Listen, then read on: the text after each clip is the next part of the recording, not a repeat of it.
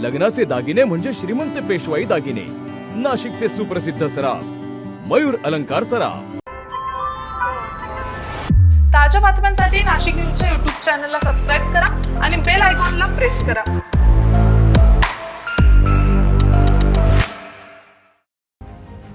दिंडोरी येथे कार विहिरीत कोसळून 6 शालेय विद्यार्थ्यांसह 9 जणांचा दुर्दैवी मृत्यू झाल्याची हृदयद्रावक घटना घडली आहे। तीच परिस्थिती पिंपळगाव बहुला येथेही होऊ शकते। नाशिक त्र्यंबकेश्वर रस्त्यावरील त्र्यंबकेश्वर येथे रस्त्याच्या कडेलाच अशी धोकादायक स्थितीत विहीर आहे। या ठिकाणी पुलाचे काम सुरू असून या धोकादायक विहिरीला आणि पुलाच्या बांधकामाला कोणत्याही प्रकारचे संरक्षण दिलेले नाहीये। अरुंद रस्ता, मोठ्या प्रमाणात वाहतूक आणि पुलाचे काम यामुळे या ठिकाणी मोठी वाहतूक कोंडी होत आहे। वाहन चालकाचे नियंत्रण सुटल्यास वाहन चालक थेट या विहिरीत पडू शकतात अशी स्थिती निर्माण झाली आहे। तर या ठिकाणी जे पुलाचे काम चालू आहे तेथे कोणत्याही प्रकारची सुरक्षितता बाळगण्यात आलेली नाहीये। या धोकादायक स्थितीची पाहणी नगरसेविका इंदुबाई नागरे यांनी प्रत्यक्षात जाऊन त्याची पाहणी केली। दिंडोरी येथे झालेल्या घटनेची पुनरावृत्ती होऊ नये, जीवितहानी झाल्यास ठेकेदार व मनपा प्रशासन या जबाबदार राहतील याची काळजी ठेकेदारांनी घ्यावी। ठेकेदारांनी या परिस्थितीची काळजी न घेतल्यास थेट मनपा आयुक्त मनीषा खत्री यांच्याकडे या संदर्भात पाठपुरावा करण्यात येईल असेही त्यांनी सांगितले। यावेळी सार्थक विक्रम नागरे, रवी पालवेही उपस्थित होते। पिंपळगावचे जे याची शाळेचे पोरं आहे ते तिथं नेट सुद्धा लावलेले नाही आहे। काय प्रशासनानं काय विचार केला आहे? या दिंडोरी तालुक्यामध्ये ती विहिरीचं झालं तसं इडं जर झालं तर काय करणार आहे? एकदा खाली गेल्यावर रात्रीची रहदारी चालू आहे, दिवसा रहदारी चालू आहे, एवढी मोठी रहदारी आहे। या रहदारीचा कोणी विचार केला? ठेकेदार फक्त येऊन कामा घेतो निघून जातो, याच्यावर लक्ष द्यावा नाही तर मग प्रशासनाला जागा व्हावा।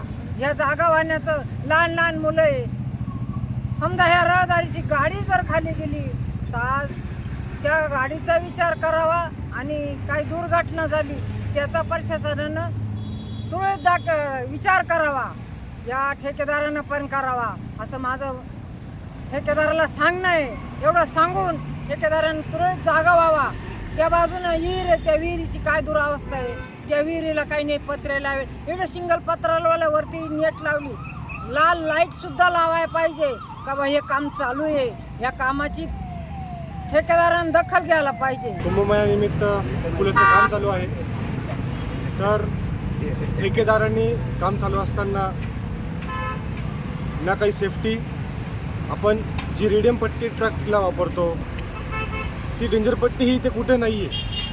आणि साधारण हायवेच्या साईडला सुद्धा एक विहीर आहे। आता ते विहीरवाल्याची चुकी नाही, पण विहीर रात्री कोणाला दिसेल ना तिथे लाईट आहे ना तिथे रेडियम पट्टी आहे, म्हणजे असं कळणार नाही का नक्की तिथे काय काय नाही। समजा कुठला टू व्हीलरवाला अपघात समोरून आला किंवा धडक लागली, कोणी फास्ट आलं तर मग त्या विहिरीमध्ये तो समजा कोणाला पोहता आलं आणि त्या विहिरीत गेला, मग प्रशासन काय करेल, कॉन्ट्रॅक्टर काय करतोय?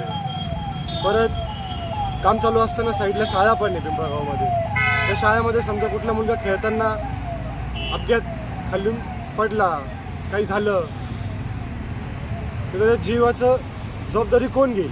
प्रशासक घेईल की नगरसेवक घेईल, साधारण नागरिक घेईल का कोण घेईल? तर माझं प्रशासनाला व हे खास करून ठेकेदाराला हीच मागणी आहे की नगरसेवकांच्या सहकार्याने व नगरसेवकांना हाती धरून व सामान्य नागरिकांची सेफ्टीचं